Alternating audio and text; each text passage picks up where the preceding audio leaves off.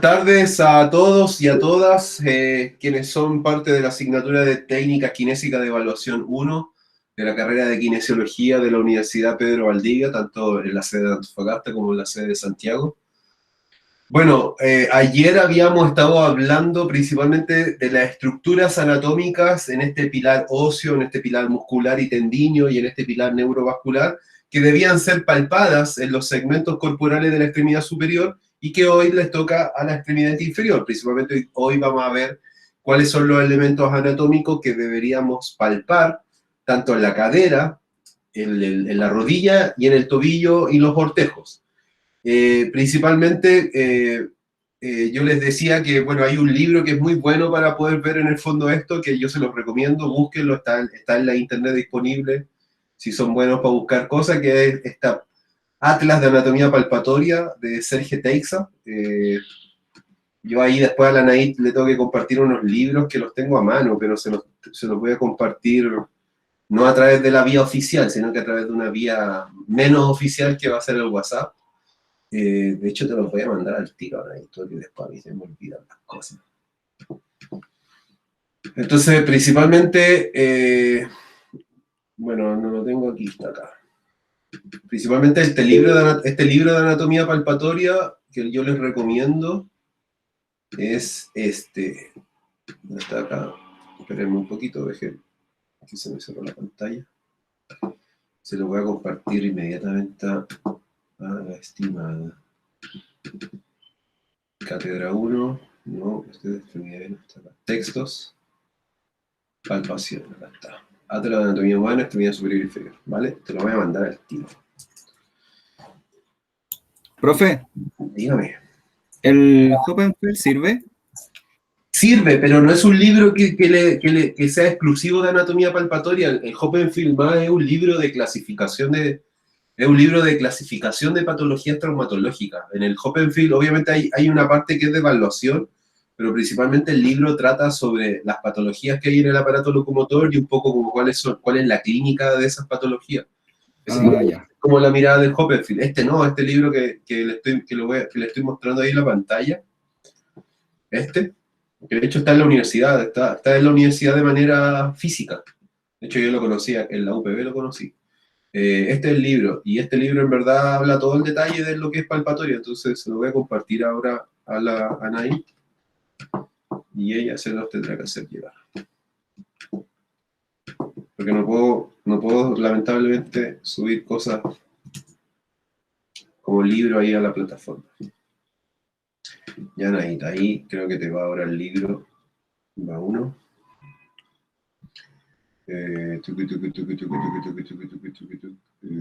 ¿Dónde está? Ahí va uno. Ah, pero es mayor al límite de 100 megas. ¿Y el otro se podrá mandar por lo menos?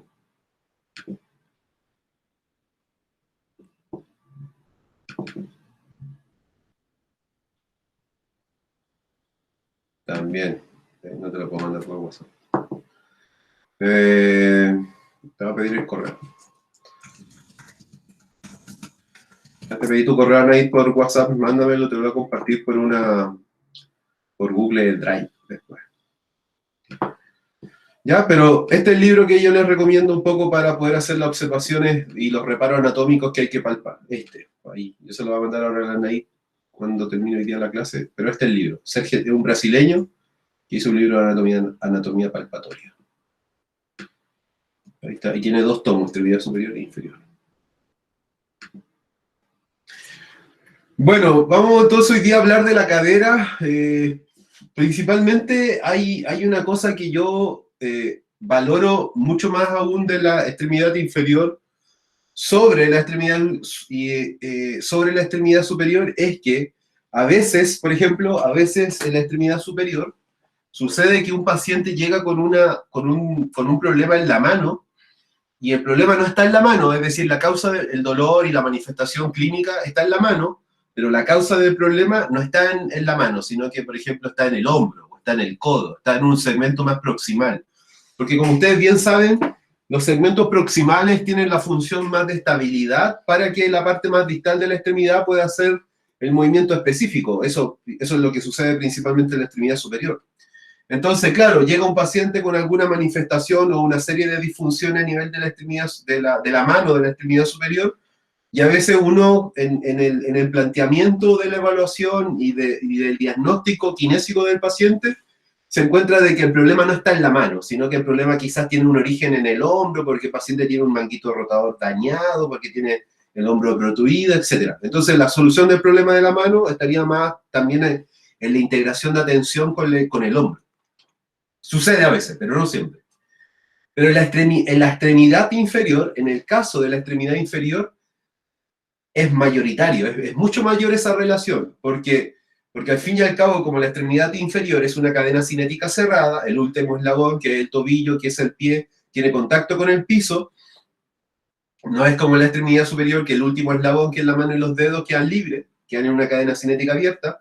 Al quedar el pie en una cadena cinética cerrada, teniendo contacto con una superficie como el piso cuando estamos en bipedestación, cuando estamos en marcha, que es la cosa que más hacemos o que más realizamos con las extremidades inferiores, cuando nos llega una alteración a nivel del tobillo o a nivel de la rodilla, siempre va a haber algo en la cadera que lo puede causar o que lo puede empeorar. Siempre.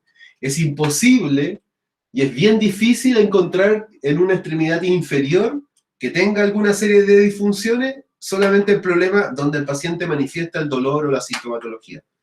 Yo, ¿por qué hago esa observación? Porque en el largo del tiempo me he dado cuenta de que siempre cuando me llega un paciente y me consulta por un E15 de tobillo, por un E15 de rodilla, en esta mirada más integrativa que hay que tener del cuerpo, sino que no solamente el dolor está en esa zona, sino que hay que ver el segmento completo o la cadena muscular completa, me he dado cuenta que principalmente en el caso de la extremidad inferior, cuando llegan pacientes con problemas de rodilla y tobillo, siempre hay algo en la cadera. Siempre hay algo en la cadera que hay que mejorar, restabilizar o restaurar, como ustedes lo quieran ver. Pero siempre hay algo que hacer en la cadera. Principalmente, lo que más tomo en cuenta sobre la cadera, cuando me llega algo de la rodilla y del tobillo, es principalmente de que si la cadera está en rotación interna o externa, porque la mala posición de la cadera, específicamente de la articulación coxofemoral, del fémur sobre la cavidad acetabular,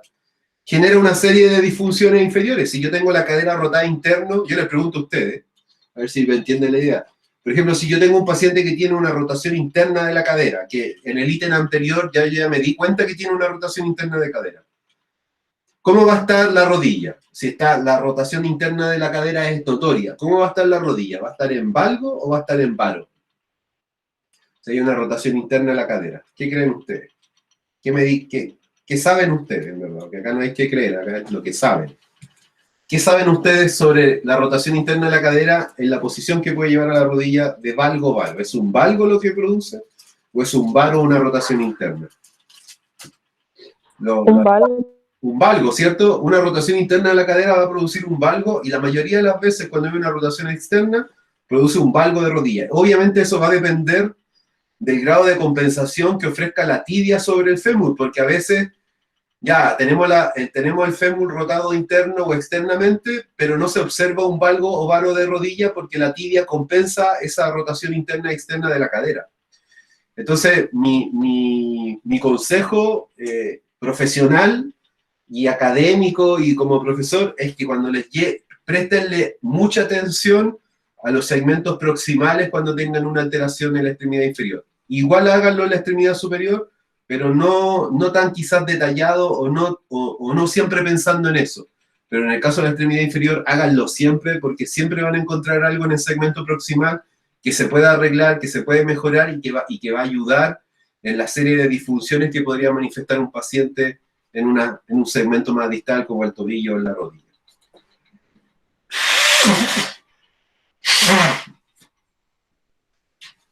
Bueno, ¿cuáles son los elementos entonces que vamos a palpar en la cadera? Y obviamente yo los voy a ir describiendo, le voy a dar un poquito de detalles de cosas.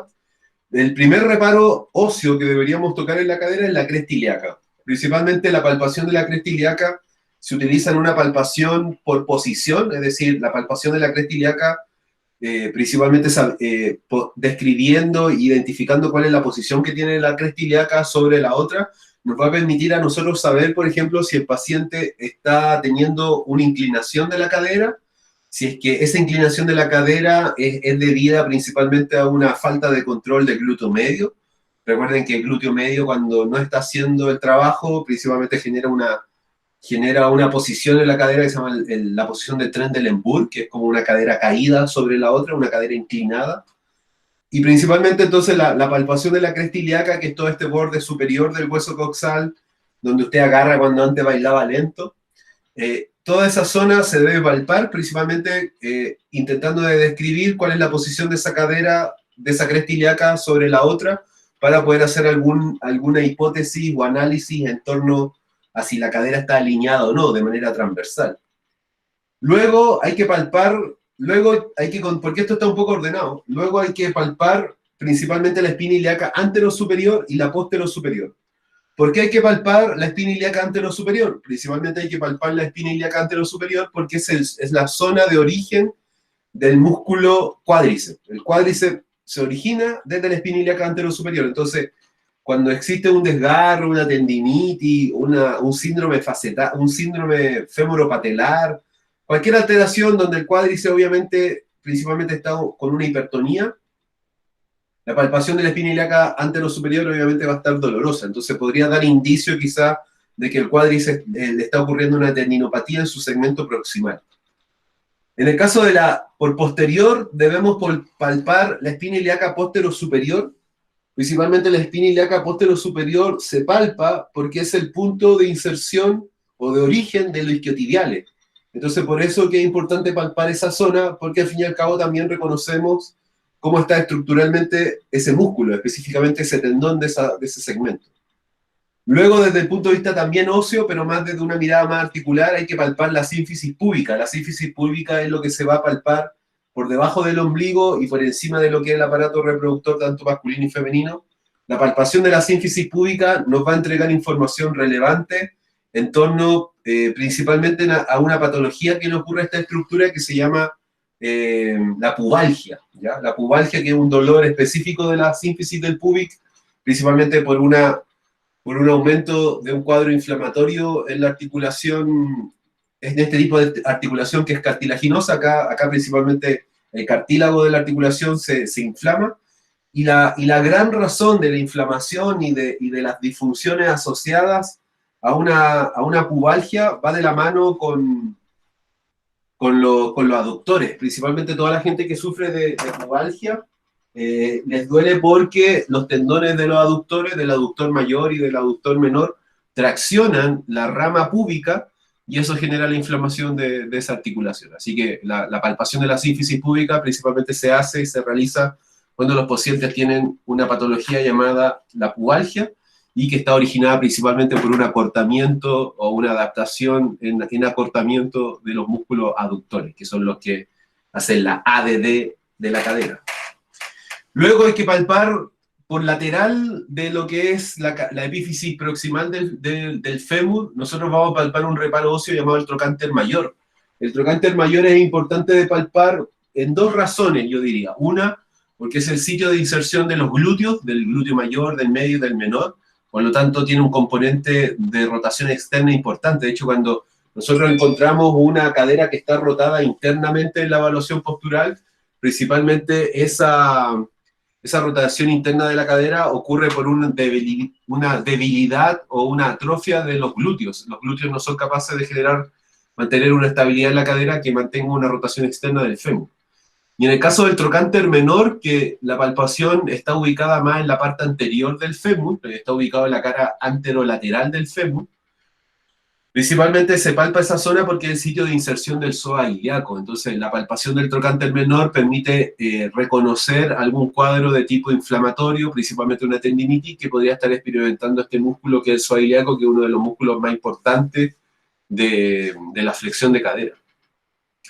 Bueno, luego por inferior, bueno, en la cara inferior, nosotros deberíamos, en la cara inferior del coxal, porque al fin y al cabo en la tuberosidad isquiática es donde nosotros nos sentamos. Obviamente la tuberosidad isquiática tal como dice su nombre, es importante de poder palparla para poder reconocer algún cuadro inflamatorio. Es una palpación por condición de algún cuadro inflamatorio que esté relacionado con algún desgarro, una distensión, una tendinitis, una tendinopatía de los isquiotibiales.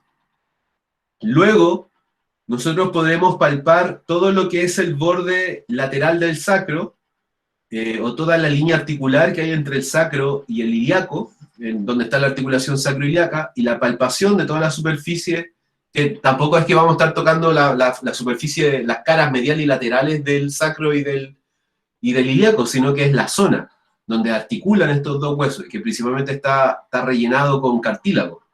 Entonces uno puede palpar la superficie articular del sacro y puede un poco generar un diagnóstico por palpación, por condición, de la articulación sacroiliaca. De hecho, yo cuando ahora me fracturé la columna, me fracturé la vértebra transversa, el golpe que había recibido con la tabla de surf me tocó principalmente en la sacroiliaca izquierda.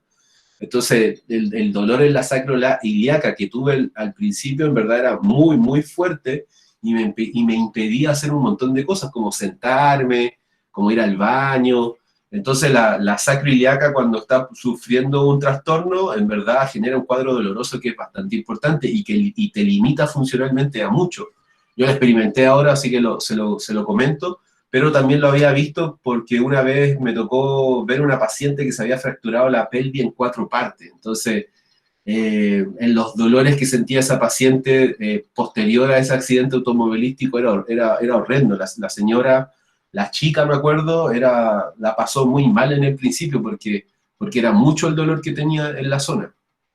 Y principalmente lo tienen que entender de que esa superficie articular que tiene el ilion para el sacro son zonas de conexión y de transferencias de energía. Entonces, si está rota esa zona donde hay transferencias de energía, obviamente no se puede soportar la carga. Y por lo tanto, cuando no se puede soportar la carga, el dolor va a ser la forma que va a tener el cuerpo de poder evitar esa carga que no es capaz de soportar. Bueno, principalmente todo lo que es la zona de la sínfisis púbica, que es nuevamente anterior en la cadera, nosotros podríamos palpar la rama superior del pubis, principalmente para poder ver quizá algún rasgo de alguna fractura que podría estar asociado a una deformidad de este hueso. Y por último tenemos un ligamento que se llama el sacroiliaco. De hecho, ahí lo vamos a tener que ver de una manera práctica, pero hay una diferencia entre palpar un tejido ligamentoso y palpar un óseo. Principalmente la palpación de un tejido óseo se va a sentir dura al tacto, y en tanto la de un ligamento es más blanda. Entonces, muchas veces la superficie articular para el sacro del ilio se confunde con el ligamento sacroiliaco, pero al fin y al cabo, para poder hacer la diferenciación de lo que yo estoy tocando y lo que le podría estar doliendo al paciente al yo tocar la zona, principalmente tiene que ver con la sensación. Entonces, la superficie ósea de algún hueso es algo que es duro y que es rígido, en tanto la superficie de un ligamento como el sacroiliaco, que puede estar en la misma zona que la superficie articular para el sacro del ilio, principalmente va a tener otra consistencia. El ligamento sacroiliaco principalmente va a tener una consistencia más elástica al tacto, como que usted va a sentir que algo se hunde y después vuelve a su posición. Bueno, en torno a los elementos musculares que hay que palpar en la cadera principalmente son el glúteo mayor, el tensor de la fascia lata, el piramidal, el psoas ilíaco, el sartorio, el recto anterior del cuádriceps, el bíceps femoral, que corresponde a la musculatura lateral de los isquiotibiales, y el semimembranoso y semitendinoso, que corresponden a la musculatura medial de los isquiotibiales.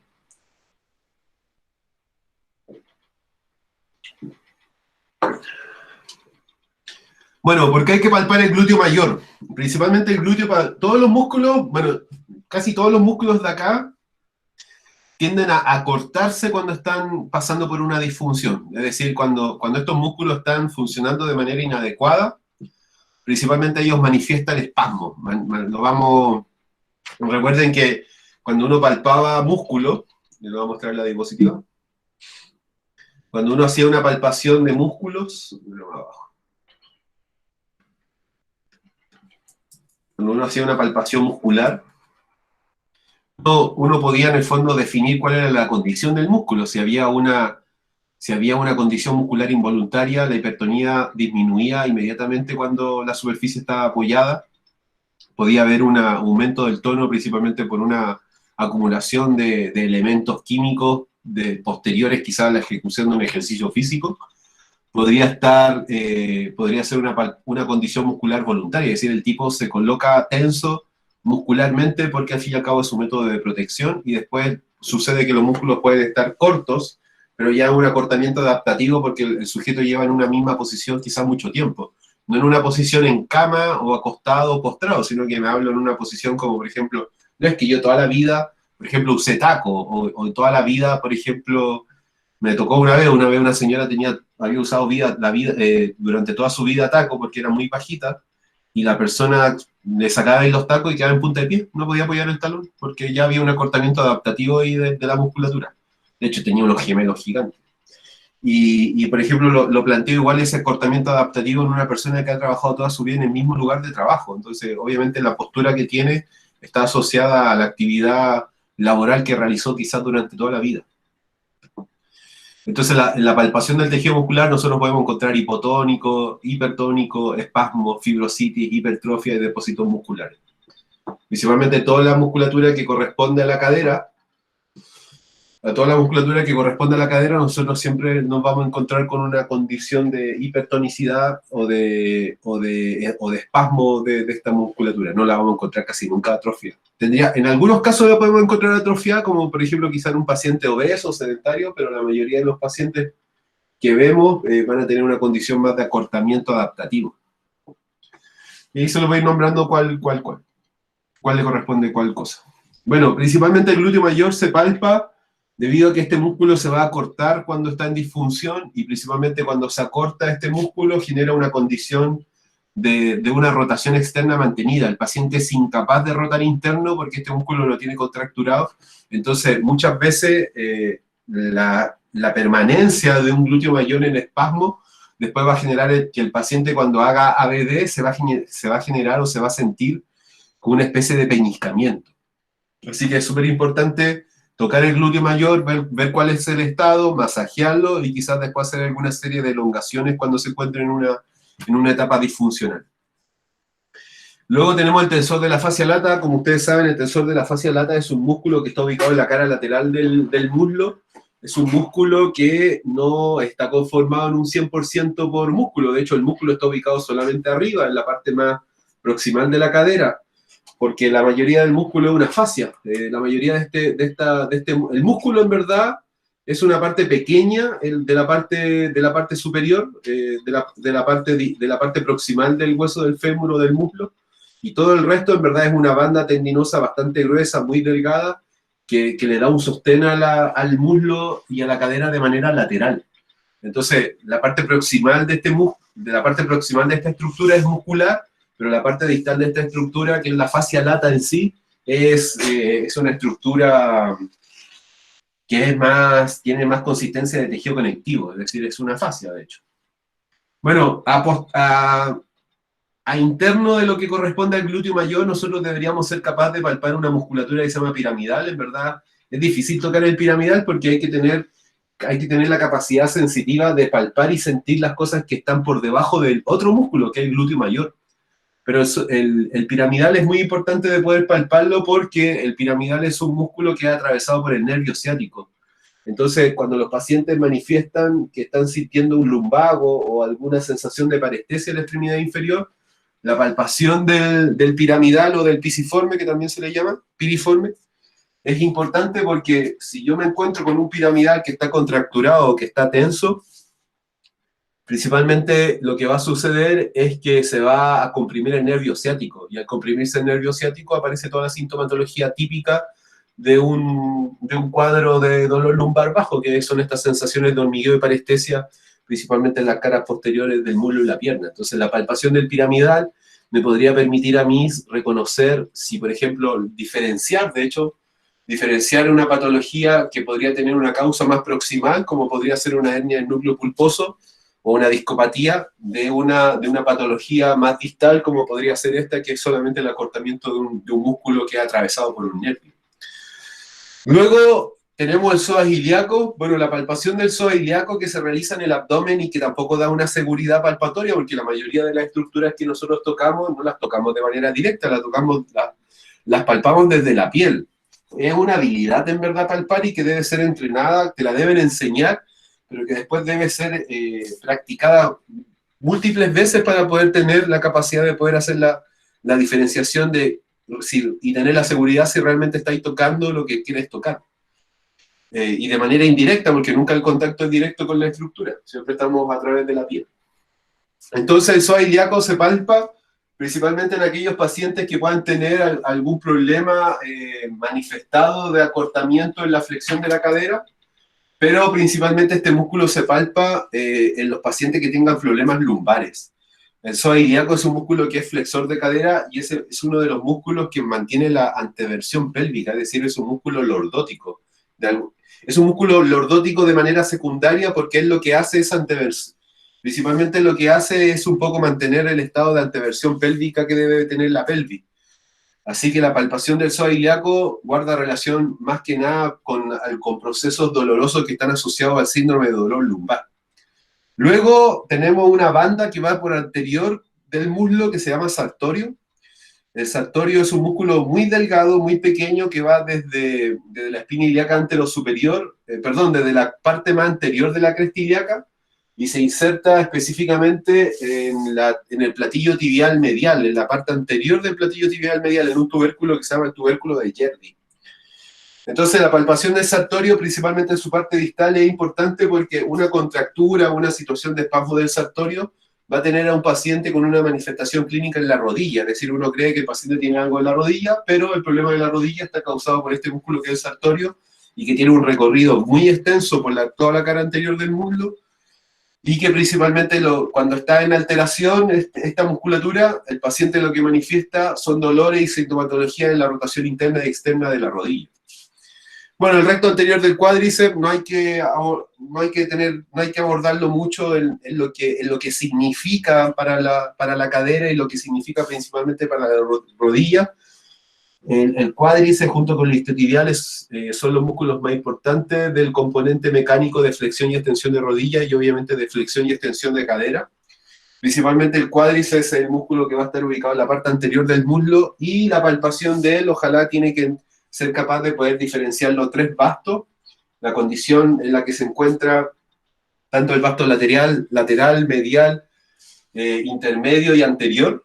Y obviamente esto, la palpación por condición, la palpación de puntos sensibles del cuádriceps, cuando nos encontremos con algún punto doloroso y le demos solución a través de un masaje o la aplicación de alguna terapia que reduzca el tono, eso va a tener un efecto inmediato, principalmente en la rodilla y de manera secundaria en la cadera. Así que el cuádriceps hay que tenerlo ahí siempre presente, tanto en la rodilla como en la cadera.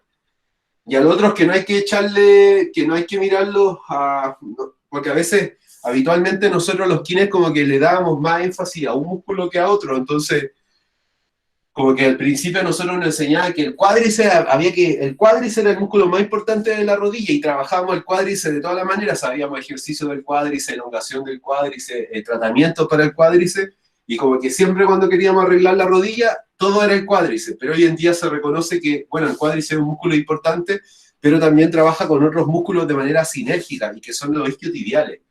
Entonces los isquiotibiales se deben palpar por posterior del muslo, principalmente su palpación es por condición, es una palpación de puntos sensibles, y principalmente la palpación de los isquiotibiales hay que hacer la diferencia que cuando palpamos el muslo por posterior, todo lo que corresponde a los elementos laterales, ellos corresponden al bíceps femoral. Cuando yo palpo por posterior en el muslo, de manera lateral, eso le corresponde al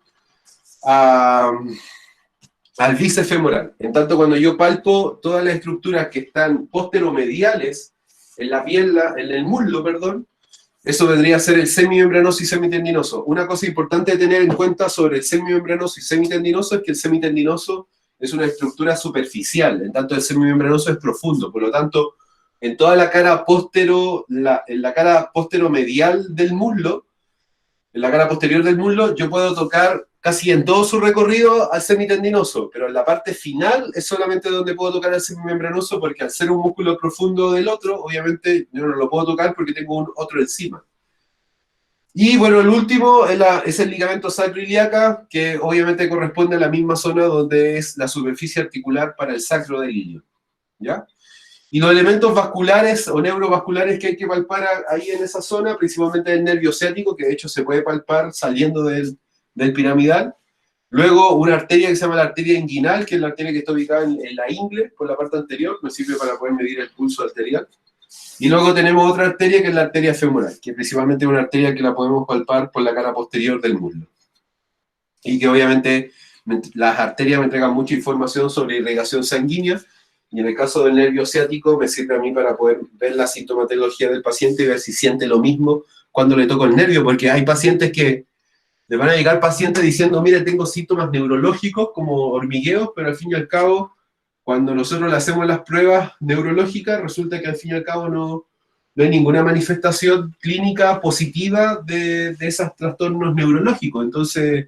Entonces un poquito ahí hay que tener la palpación del nervio ciático, principalmente es para exacerbar los síntomas del paciente y realmente poder corroborar de que los síntomas están ocurriendo desde este paquete neurovascular y no de otra estructura como consecuencia, porque perfectamente una sintomatología de compresión nerviosa podría, por ejemplo, ser muscular, como el tema del síndrome del piramidal, o podría ser algo mucho peor como una discopatía. Entonces, la palpación del nervio ciático, principalmente a la altura del músculo piramidal, me va a permitir a mí saber y hacer un diagnóstico diferencial en si la patología neurológica o neurovascular que está ocurriendo es de origen central o de origen periférico. Central me refiero a la columna y periférico ahí al músculo.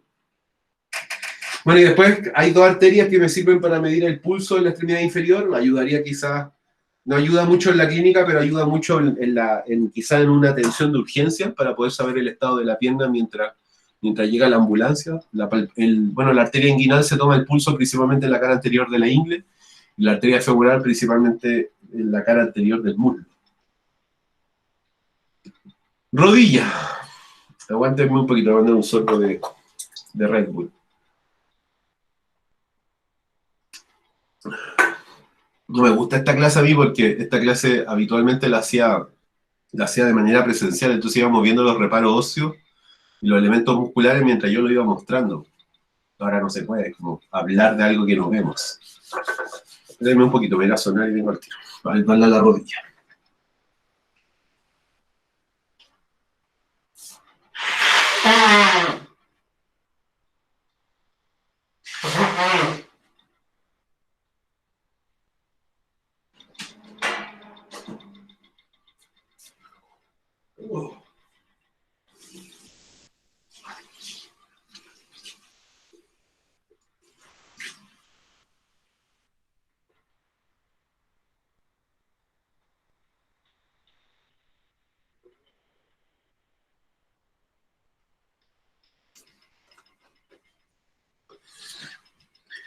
Ya, la rodilla. Bueno, principalmente en la rodilla, lo que primero se debe palpar corresponde principalmente a la rótula. De la rótula se pueden palpar todos los elementos que están ubicados en el borde y en la cara anterior de ella. La palpación de la rótula es principalmente una palpación por movilidad, es decir, nosotros palpamos la rótula en los distintos segmentos que están acá en la lista, pero para después poder moverla y poder saber y reconocer si la rótula se está moviendo en una condición de hipermovilidad o se está moviendo en una condición de hipomovilidad o de normalidad. Entonces, principalmente la palpación de la rótula se hace primero en la cara anterior. Toda la cara anterior de la rótula debe ser palpada para principalmente ver la condición de lo que es el tendón rotuliano. Luego todo lo que corresponde al borde superior, al borde medial, al borde lateral y el ángulo inferior corresponden como a las zonas donde yo posiciono la mano para poder mover la rótula. La rótula va a tener 6 movimientos que se le puede realizar.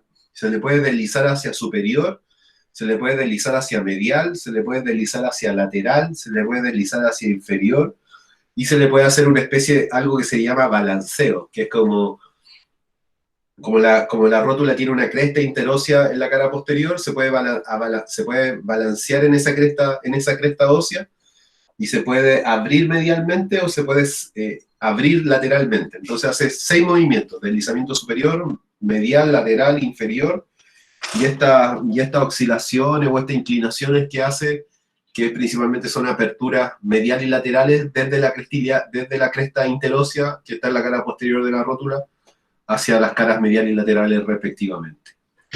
Bueno, en la rodilla se puede palpar la condición principalmente de los cóndilos laterales femorales de los cóndilos lateral y medial del fémur.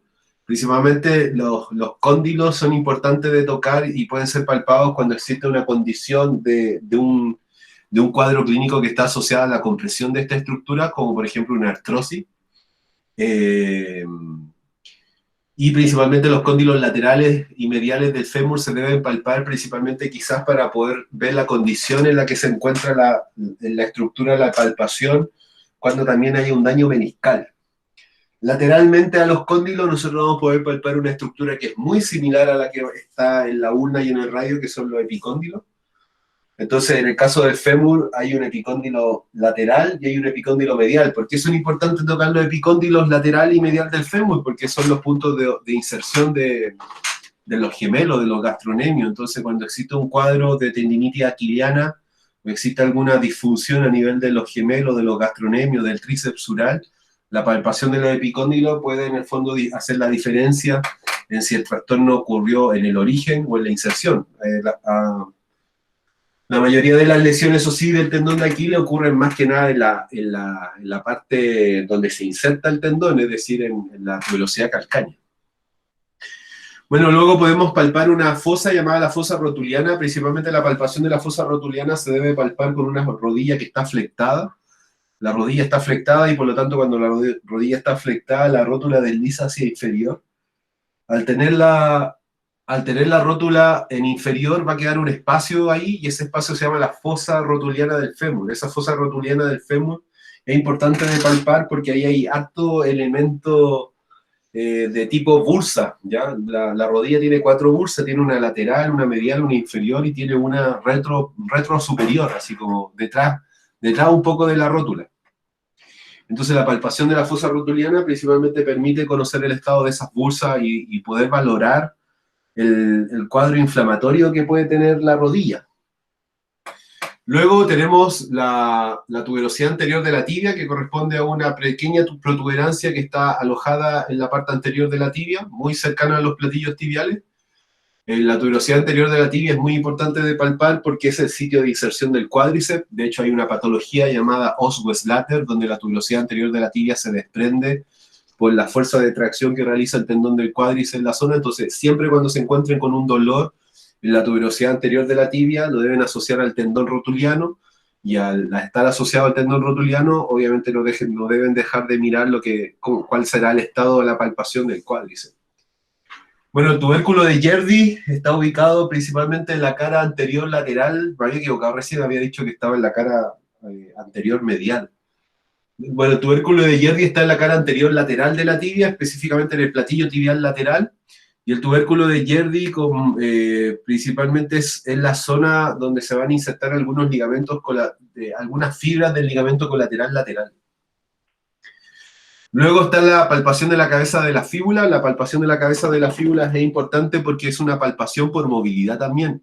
La fíbula se debe mover de manera de deslizamiento sobre la tibia, y cuando hay una ausencia de esa movilidad de la cabeza de la fíbula sobre la tibia, recuerden que la tibia y la fíbula generan una articulación que se llama tibiofibular proximal y una tibiofibular distal. Entonces la palpación de la cabeza de la fíbula es por movilidad para poder saber si la fíbula se está deslizando hacia anterior y medial sobre la tibia, hacia adelante, hacia anterior y medial sobre la tibia, o hacia posterior y lateral sobre la tibia. El deslizamiento de la cabeza de la fíbula debe estar presente para que los movimientos de la rodilla ocurran de manera correcta y sana, en verdad. Luego tenemos las caras mediales y laterales de la rodilla. Tenemos un ligamento que se llama ligamento colateral medial y lateral, que es uno de los ligamentos que más se lesiona en la rodilla, principalmente cuando hay un esguince con un valgo varo forzado.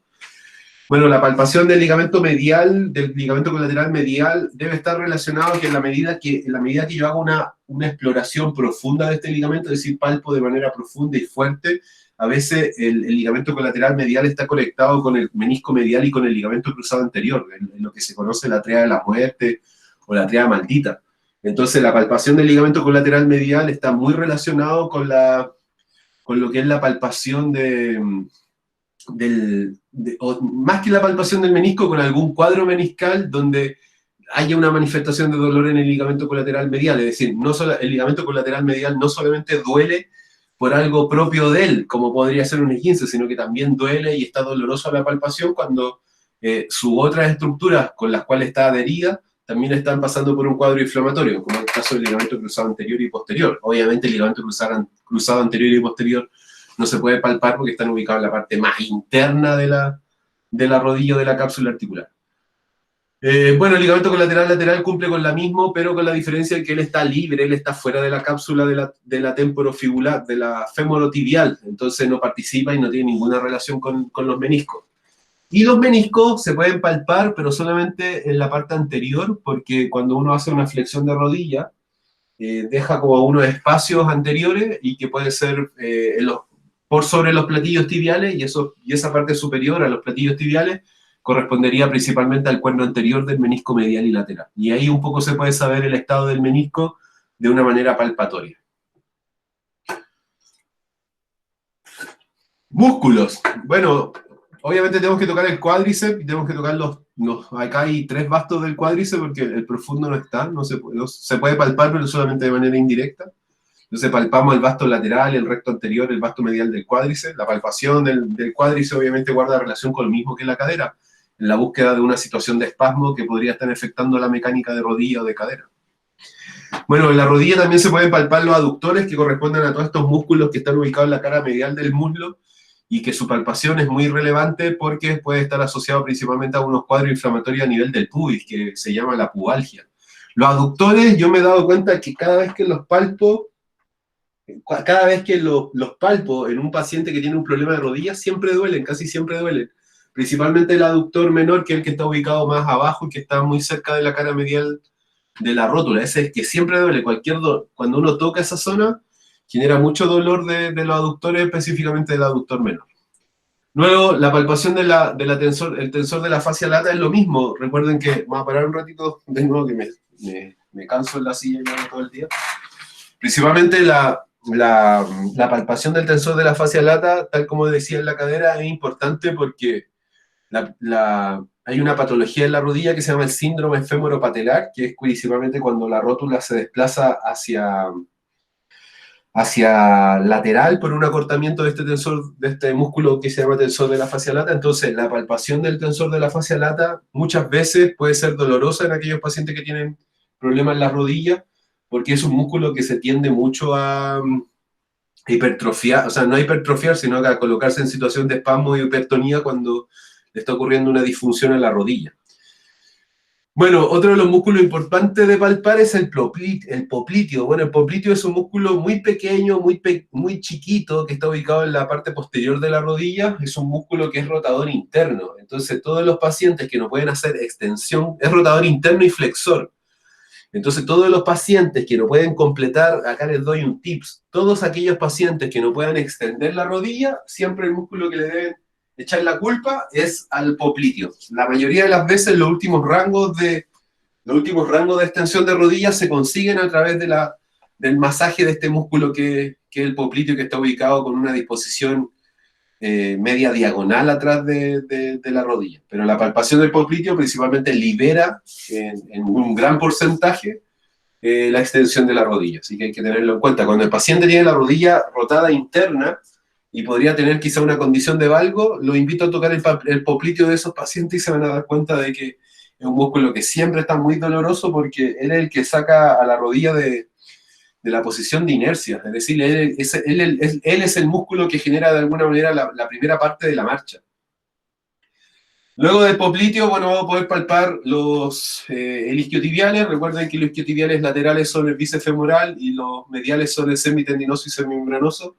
Una diferencia entre el semimembranoso y semitendinoso es que Principalmente el semimembranoso es profundo y el semitendinoso es superficial, por lo tanto, la única zona donde yo puedo tocar al semimembranoso es en la parte distal de la cara póstero, en la parte distal de la cara posteromedial del muslo, ¿ya? En tanto, el semitendinoso yo lo puedo palpar casi en todo el recorrido de la cara posteromedial del muslo. En tanto, el semimembranoso solamente la parte distal nomás. Y lateralmente deberíamos poder palpar el bíceps femoral. Principalmente la palpación del bíceps femoral, del semitendinoso y semimembranoso está asociada a algunos cuadros de rodilla. No dejen de mirarlo al isquiotibial y no lo vean como algo menor al cuádriceps. Los dos músculos son súper potentes, como el bíceps y el tríceps. Y la última estructura que hay que palpar en la rodilla principalmente corresponde al tendón rotuliano, que es esta estructura tendinosa que está ubicada en la cara anterior de la rótula y que se continúa debajo del vértice de ella para insertarse en la tuberosidad de la tibia. Cualquier paciente que tenga algún problema de tendinitis rotuliana, obviamente hay que tocar el tendón, pero no dejen de lado tocar, por ejemplo, la tuberosidad anterior de la tibia, porque el tendón rotuliano se va a insertar en esa zona. Y elementos nerviosos no hay para palpar aquí, pero sí hay un elemento vascular para palpar, que corresponde principalmente a la arteria poplitea, que es la arteria donde se va a poder sentir el pulso en la cara posterior de la rodilla.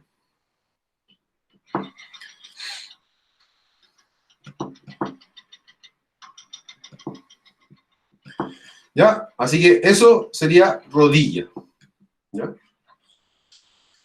Vamos con la última entonces, que es el tobillo. Y acá un poquito igual les pido, voy a ir a mojar nuevamente la cara porque les juro que no doy más de sueño el día de hoy. Estoy cansado ya del semestre. Aguántenme un poco para lo último que va a ser el tobillo.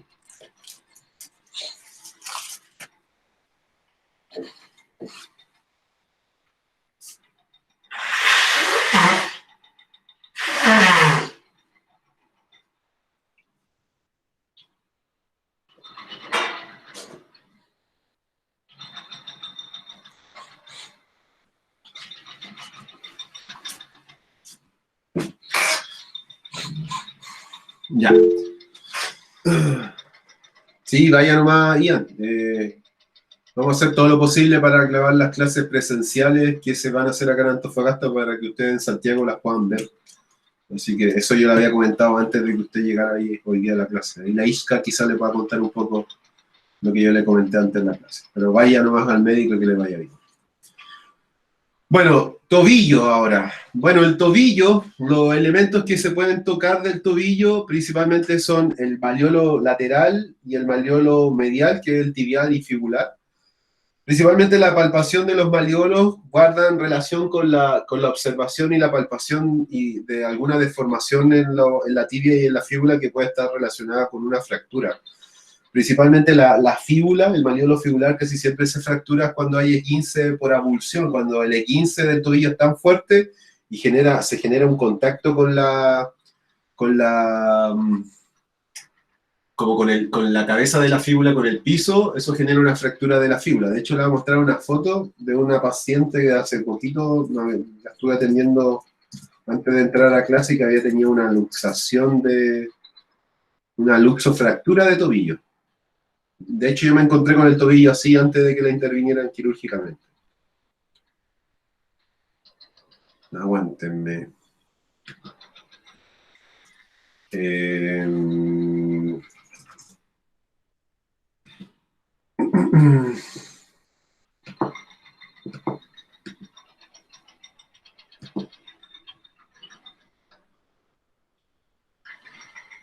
¿Dónde está esto?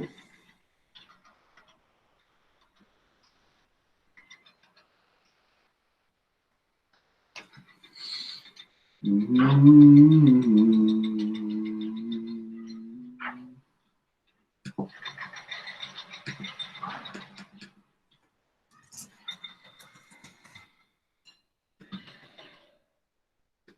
a mostrarle un tobillo feo para que un poco entiendan por qué hay que palpar el malleolo medial y lateral a veces.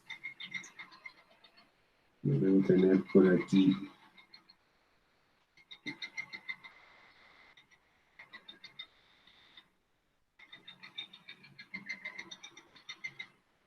Acá está.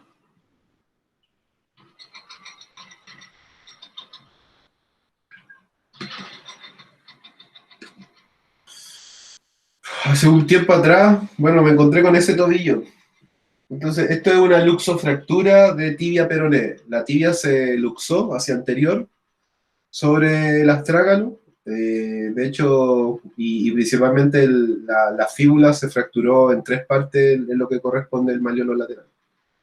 Entonces, claro, yo lo que les digo un poco en lo que es la palpación de un tobillo es que si ustedes están palpando un tobillo y se encuentran con que los reparos óseos que rodean el tobillo están sobresalientes y hay una pérdida de la continuidad de la relación entre la tibia y la fíbula con los huesos del tarso, obviamente la palpación de esta estructura van en relación un poco a buscar deformidades que uno las podría asociar quizá a una fractura. Obviamente esto era un cuadro agudo de la lesión porque no sucede habitualmente porque la mayoría de las veces a nosotros nos llega el paciente ya intervenido quirúrgicamente y ya esto está reducido y está arreglado, ¿ya? Pero puede suceder de que les toca la primera atención de un paciente, de un usuario que está en una situación de luxofractura y la palpación de los malleolos tibial y fibulares, obviamente acá no están en la zona que corresponde, pues ustedes se pueden dar cuenta que está totalmente anteriorizado, la tibia. Entonces, la palpación del malleolo tibial y fibular principalmente se relaciona con esta palpación por posición. Bueno, luego yo puedo palpar inferior a los malleolos medial y fibular las caras laterales y mediales del calcáneo. Principalmente la palpación de la cara lateral y medial del calcáneo es una palpación por movilidad, es decir, yo debería palpar estas zonas para poder moverla y ver si el calcáneo está inclinándose medial y lateralmente, que es súper importante en los procesos de pronación y supinación.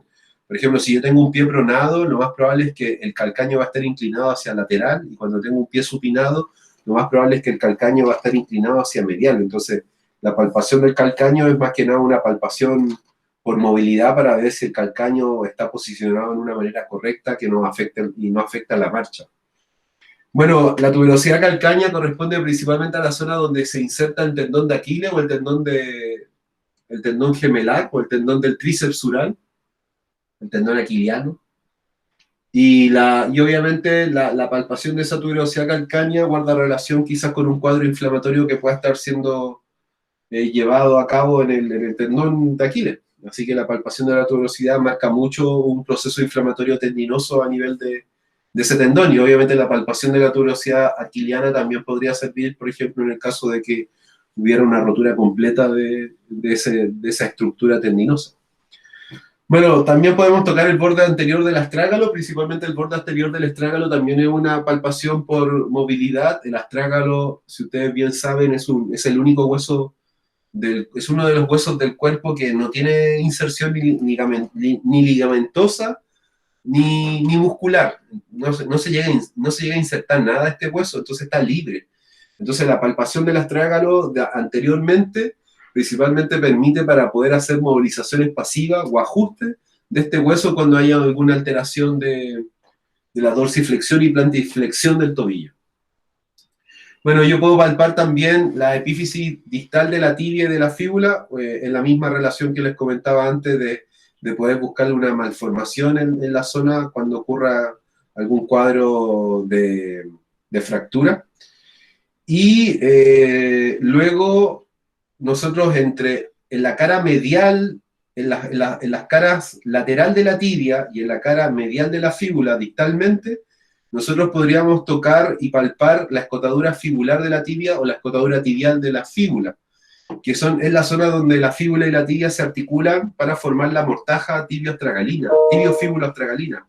Entonces la palpación de la escotadura es por condición, principalmente cuando hay un esguince, pero también es una palpación por movilidad, porque permite poder reconocer si la tibia se está moviendo sobre la fíbula o la fíbula sobre la tibia en cualquier proceso o patología que está asociada a algún problema del tobillo. Es como la parte donde la fíbula y la tibia se articulan. Bueno, y luego tenemos la palpación de los ligamentos. Acá voy a usar una imagen porque lo más probable es que ustedes un poco se pierdan con los ligamentos del tobillo.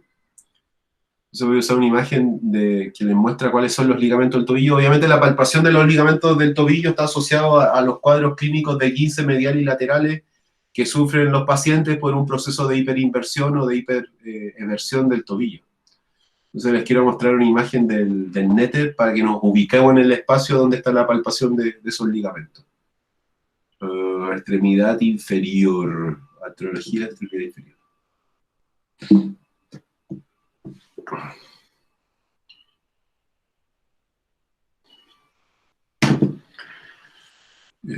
Artrología, extremidad inferior. Está aquí. Ligamento, ligamento, ligamento, ligamento, ligamento, ligamento, ligamento. Ya. Pero un poquito de ayuda anatómica a esto. Bueno, en el tobillo hay dos articulaciones. Hay una tibiofibular distal y hay una tibiofibular astragalina. Entonces, la tibiofibular astragalina hay varios ligamentos. Hay ligamentos que son laterales y hay otros ligamentos que son mediales.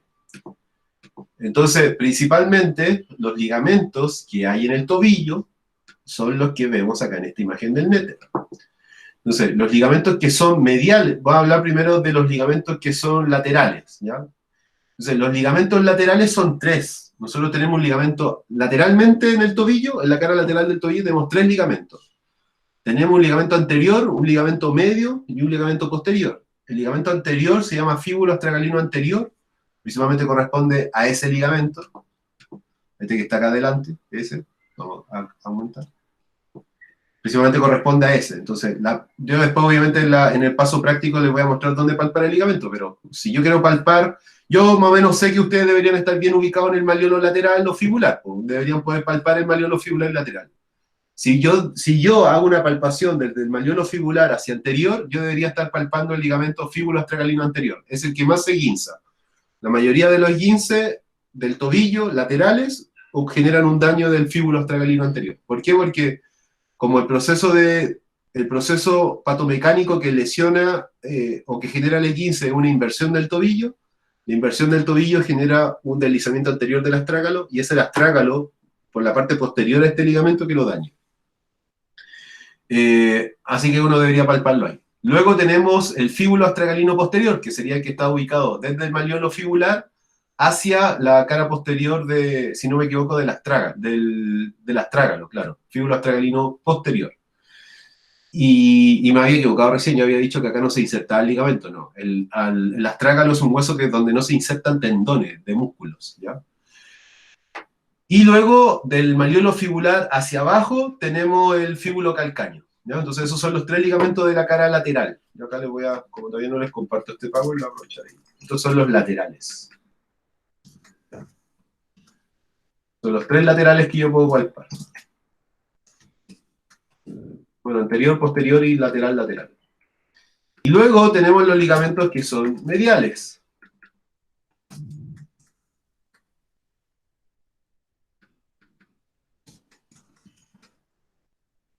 Luego tenemos los ligamentos que son mediales en el tobillo. ¿Cuáles son los ligamentos que son mediales en el tobillo? Bueno, los ligamentos que son mediales en el tobillo son el tibio astragalino, son cuatro ahí. El tibio astragalino anterior, que vendría a ser este que está aquí, en esa parte. Luego un poquito más abajo, y como un poco oblicuo anterior e inferior del malleolo medial, va a estar el tibio navicular. Luego tenemos el tibio astragalino posterior, y el que cae ahí medialmente en el tobillo, principalmente es el que conocemos nosotros como tibio calcáneo. De hecho, todos estos ligamentos, los cuatro juntos, se le llaman ligamentos deltoideos. Entonces, el anterior se llama tibio astragalino anterior, luego está el tibio navicular, el que une la tibia con el navicular, va desde el malleolo medial al navicular. Luego tenemos el tibio calcáneo, que va de la tibia al calcáneo, y luego tenemos el tibio astragalino posterior, que sería ese. Entonces, obviamente la palpación de los ligamentos es más que nada una palpación por condición, para poder reconocer si los ligamentos están dolorosos a la palpación y poder hacer una descripción de la condición en la que se encuentran por el esguince. Bueno, y los elementos musculares del tobillo, ya para dándole un poco fino a la clase de hoy, principalmente los elementos musculares que hay que palpar en el tobillo son un grupo muscular lateral que hay en el tobillo, que son el fibular largo y corto, La diferencia en la palpación del fibular largo y del corto es que el fibular largo tiene una disposición más anterior en la cara lateral de la pierna. En tanto, el fibular corto está ubicado hacia distal y tiene una ubicación más posterior. Luego hay un músculo que nosotros podemos palpar por la cara anterior de lo que vendría a ser como la canilla o la cara medial de la tibia, pero bien abajo, que vendrían a ser dos músculos que podemos palpar en esa zona, pero que en verdad es una palpación que es muy superficial y que es más que nada como de los elementos un poco tendinosos, porque estos músculos son muy planos, que es los tendones, es el músculo tibial anterior y el tendón de los extensores de los ortejos. Muy importante de palpar el tibial anterior y los tendones extensores del ortejo, porque al fin y al cabo estos músculos, cuando están alterados, generan una alteración en la dorsiflexión del tobillo. El paciente que tiene problema en el tibial anterior, que tiene problema en los tendones extensores del ortejo, son el típico paciente que no va a poder hacer dorsiflexión del tobillo. El típico E15 con mucho rato inmovilizado. En tanto, los fibulares largo y corto deben ser palpados para poder ver su trofismo, porque de hecho son los músculos que deben estar más fuertes cuando existe un E15 de tobillo. De hecho, son los músculos que se fortalecen en un plan de tratamiento de un E15. Luego tenemos los gemelos o los gastronemios medial y lateral. Casi siempre el medial está más doloroso que el lateral, debido un poco a que él ayuda al posicionamiento del pie desde el arco medial del pie. Y obviamente hay que palparlo y hay que evaluarlo, porque como ellos, en verdad los gastronemios siempre van a doler, son como el trapecio superior, porque son los que soportan toda la carga de peso en las piernas, pero obviamente la condición hay que palparla principalmente para poder hacer una valoración de lo que podría estar pasando en el tendón de Aquiles. Profundo a los gastronemios y ubicado más en la base, en la parte inferior de la pierna, es decir, muy cercano a lo que es el tendón aquiliano, nosotros deberíamos poder palpar el sóleo. El sóleo es un músculo que es profundo a los gemelos, entonces para poder palparlo hay que hacer una palpación más profunda. Y principalmente una palpación por condiciones, es decir, cuando nosotros nos encontramos con un paciente que tiene una tendinitis aquiliana, deberíamos palpar los gastronemios y los sóleos para evaluar cómo están esos músculos a la palpación, si están hipertróficos, si están hipotónicos, si están acortados, si hay mucho dolor a la palpación, y obviamente después poder así hacer el tratamiento respectivo, como un masaje, elongación, pasar la pistola que vibra, etc. En la parte posterior de la pierna tenemos entonces los gemelos, el sóleo, pero en una parte muy específica, y eso en verdad lo tienen que ver, nosotros podemos tocar en una parte como medial del tendón de Aquiles, un poco retirando el tendón de Aquiles, obviamente no es una palpación muy exacta, pero se puede tocar un poco, se puede hacer una palpación del tibial posterior. Y la palpación del tibial posterior de este músculo es muy importante cuando tenemos pacientes con pie plano. Casi siempre los pacientes que tienen pie plano o que tienen pie pronado tienen el tibial posterior inhibido, pero tienen el tibial posterior inhibido y además lo tienen doloroso. Entonces la palpación del tibial posterior le va a permitir a ustedes poder hacer una condición en relación a aquellos pacientes que pueden tener algún pie plano o algún pie pronado. El tibial posterior es el músculo culpable de los pies planos y de los pies pronados, porque él es el encargado de tener que levantar el navicular, y el navicular levantado es el que forma el arco medial del pie. Bueno, luego tenemos la palpación del tendón aquiliano, principalmente la palpación del tendón aquiliano obviamente está relacionado con la tendinitis aquiliana, aquellos pacientes que fueron operados de una rotura completa de este tendón, y en verdad no es muy difícil palparlo, pero además de palparlo para ver la condición, uno lo puede palpar por movilidad, mover el tendón aquiliano en una técnica súper específica para poder saber si el tendón está elástico o no, porque un tendón que está con pérdida de elasticidad obviamente tiene menos capacidad para poder absorber energía si es que uno salta o si uno corre o si uno está mucho rato de pie. Y la última estructura muscular y tendínea del tobillo que hay que palpar, que principalmente está ubicada en la planta del pie, es la fascia plantar, y que obviamente está relacionada con una patología llamada la fascitis plantar, que es una inflamación de la fascia, y que genera principalmente un acortamiento de toda la estructura de la base del pie, y que genera un dolor muy característico, que es cuando uno apoya el pie. Cuando uno apoya el pie, al paciente le aparece un dolor ahí en la zona donde está ubicada este espolón calcáneo.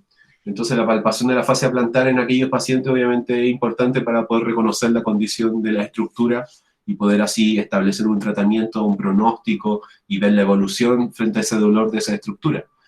Y la otra estructura que podemos tocar desde el punto de vista neurovascular, si se fijan, no hay mucho detalle de lo neurovascular porque acá están acá están como más escondidas las estructuras neurovasculares que a nivel de la extremidad superior.